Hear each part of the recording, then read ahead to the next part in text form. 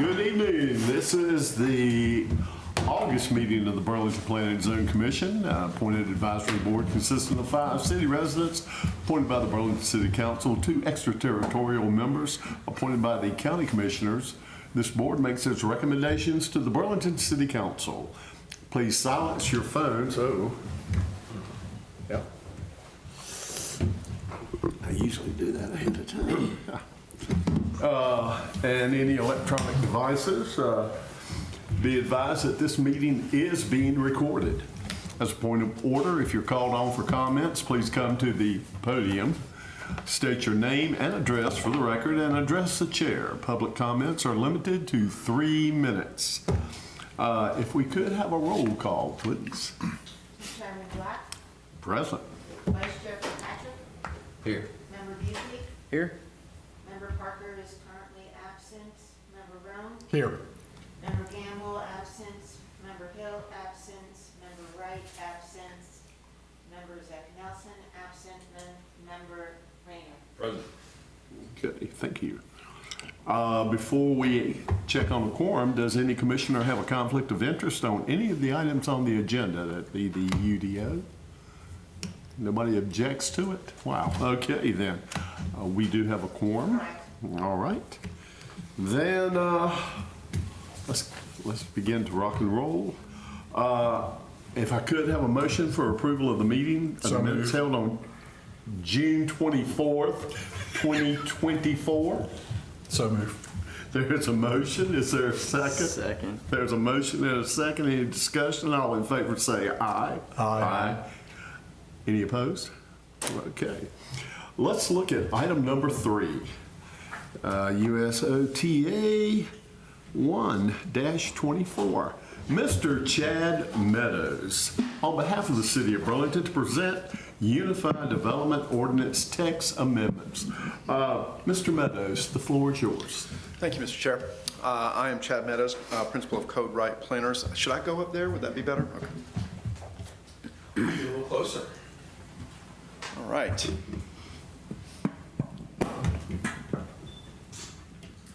Okay.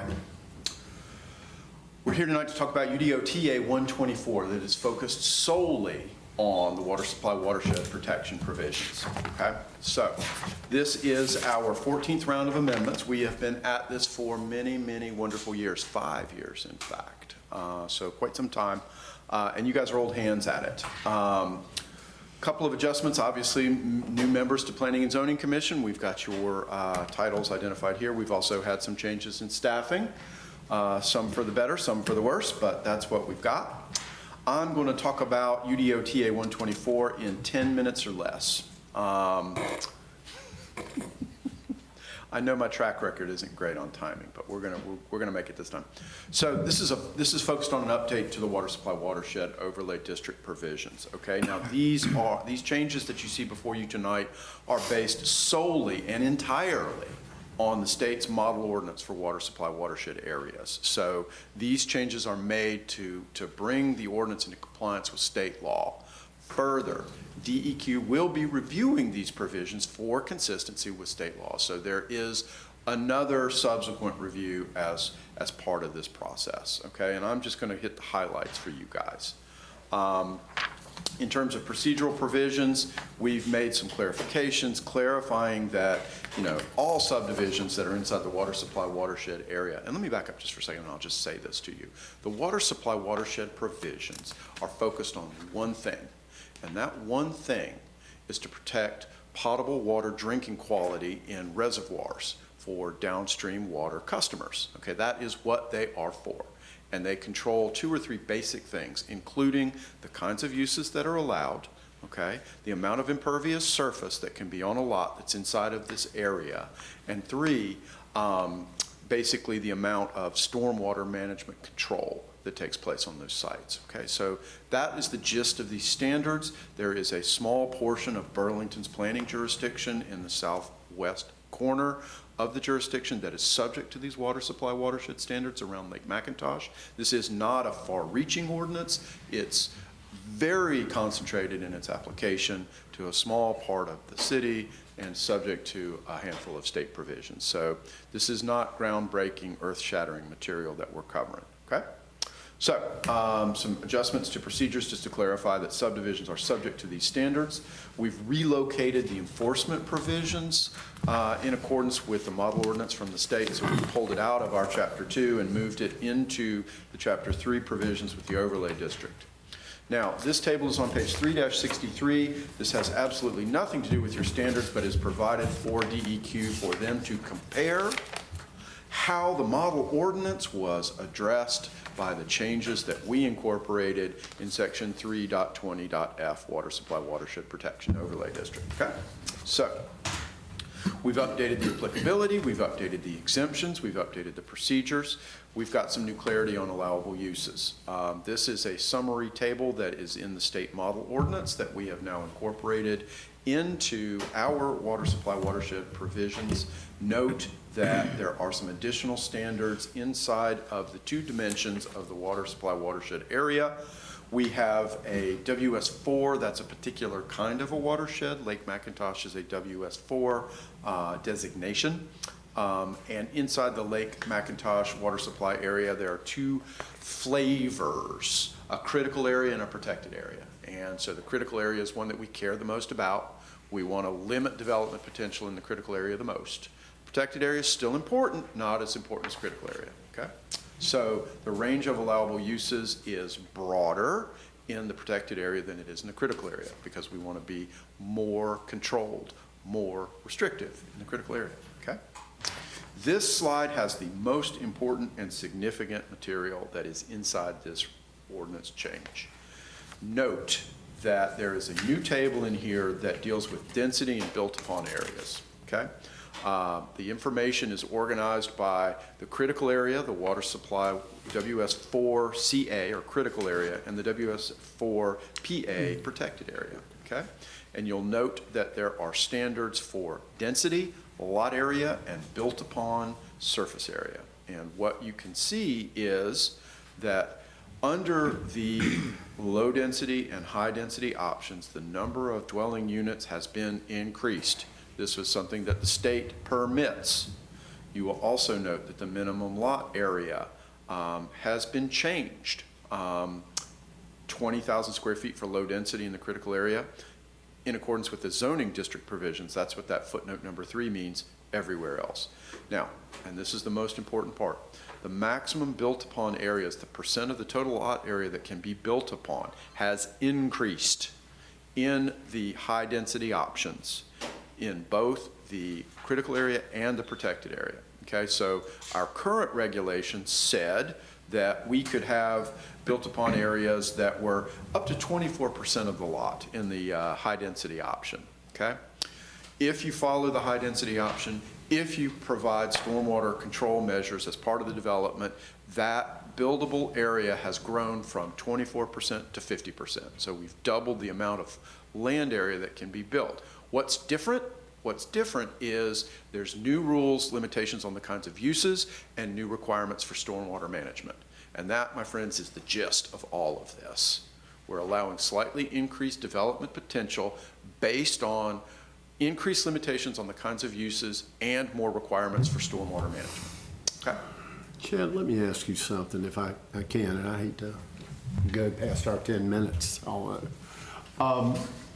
These requirements are set by the state. Yes. Are they as restrictive as they can be?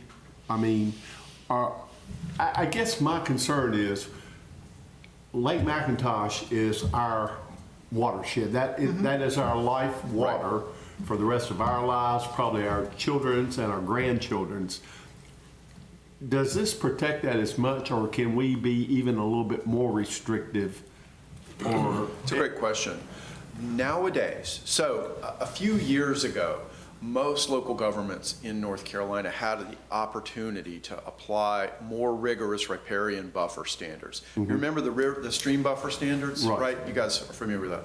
That is a child of the water supply watershed standard, okay? So it is the Neuse River and Jordan Lake that gives rise to our riparian buffer standards. Now, The general statutes were changed 4 years ago, 5 years ago, and they bar local governments from applying more restrictive standards than the state minimums. Okay. Don't love it, but that's how it is. There are some communities who retained the ability to have these deeper buffers and some other standards. However, they can never change them, and if they do, they have to go back to the state's maximum. And so that's where we are. Thank you.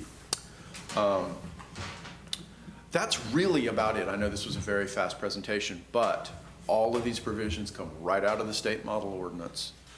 We are not doing anything other than just bringing our regulation into alignment with what the state calls for, and the state will have an opportunity to re-review and make sure that we're being consistent.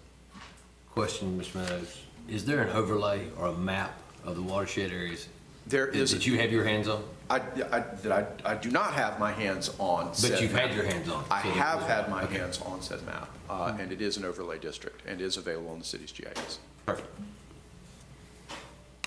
Other questions? Does anybody else have a question for Chad? As this is an open meeting, does anybody on this side of the room have any questions? Does anybody on this side of the room have any questions? Okay, recommendation from the staff? Staff is recommending that Planning and Zoning Commission recommend the UDO 1-24. Provided in your packet was the consistency statement sheet, option number 1. All right, once again, if there are no questions, I'll entertain a motion. Mr. Chairman, Mr. Roan? I make a motion to recommend approval of request to amend the City of Burlington Unified Development Ordinance with the proposed text amendment. The motion is based upon the consistency of the proposed text amendment with the comprehensive plan in that Section 4, Land Use Goal 1, Recommendation 5 of the comprehensive plan calls for an updated Unified Development Ordinance. Section 4, Land Use Goal 1, Recommendation 5 of the comprehensive plan calls for ensuring sound land planning decisions that are consistent with the vision of the plan. This action is reasonable and in the public interest in that Section 4, Land Use Goal 2, Recommendation 4 of the comprehensive plan addresses confusion, conflicts, and obsolescence of the zoning code through a new unified development ordinance. Section 4, Land Use Goal 2, Recommendation 4 of the comprehensive plan, a new UDO will be modern, graphically intensive, and user-friendly from both a public, petitioner, and administrative perspective. There's a motion on the floor. Is there a Second. second? There is a motion and a second. Without any further discussion, all in favor say aye. Aye. Any opposed? Roll call of the vote, please. Chair Black, Aye. Vice Chair Beasley, Approve. I'm sorry, Vice Chair Burkett, Member Beasley, Approve. and Member Brown, Approve. and Member Reader. Okay. Chad, thank you so much for all your work, and I know that you'll be back again. This is a living Like COVID. It's a living document, and thank you for all of your hard work on this. So much. How many municipalities do you have on the hook? A lot. Thanks, guys. Thank you so much. Thank you Thank you, very Chad. much. Is there any old business to come before this commission? No. Any new business? We had a couple items, just for those of you who do not know, tonight is Mr. Black and Mr. Parker's last meeting. City Council did appoint new members, and so their terms continued until their positions were filled. So I would just like, on behalf of the city, I would like to just recognize the long-standing commitment that Mr. Black has. Oh, I was committed for a long time, but And we appreciate your expertise, your commitment, your volunteerism, and we will miss you. well, We will miss you. thank you very much. It's been a pleasure and an honor to serve for the city. And I know I leave the commission in wonderful hands and great staff. As I've said many times, you know, this job is so much simpler because of the staff. And appreciate that. If we got nothing else, Just a question procedurally, Chairman. Do we expect the next meeting to swear in the new members Yes. and/or new officers? right, yes. Oh, and one other thing, see, she helps so much, she reminds me of everything. You'll note, if you've tried to access the building from the parking lot, there's been a change. So just make sure when you come, all of the employee entrances are now on the back of the building. And so if you park over there, you'll have to walk around. It's best to just park on the street or on the sides, or in the lot that's across the street next to the dentist. Basically, just the front doors will be unlocked. Correct. Very good. Okay. If nothing else, if there's a motion to adjourn? Motion adjourned. There's a motion, second. Second. All in favor, say aye. Aye. Any opposed? We are adjourned.